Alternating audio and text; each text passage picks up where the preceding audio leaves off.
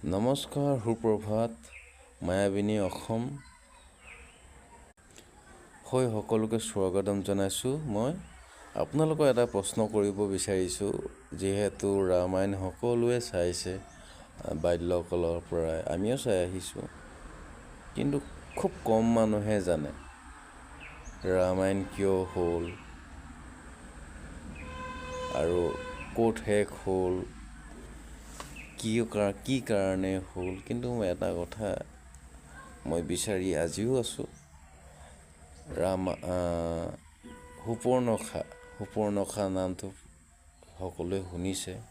ৰাৱণৰ ভগ্নী, তেওঁ ৰামক পচন্দ কৰিছিল, সেইবাবে তেওঁৰ নাকটো কাটি দিয়া হৈছিল। সুপৰ্ণখা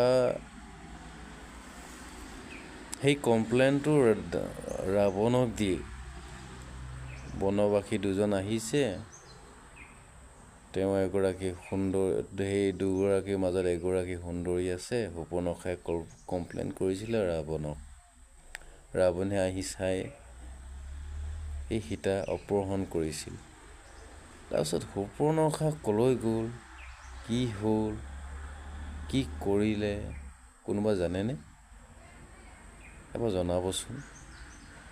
ৰাৱণক কৈতো আৰু সুপৰ্ণখা ওলাই নাহিল, ৰাৱণো মৰি গ'ল, কিন্তু সুপৰ্ণখা নাহিল। আপোনালোকে জনাসকলে জনাবচোন, সুপৰ্ণখানো ক'ত গ'ল।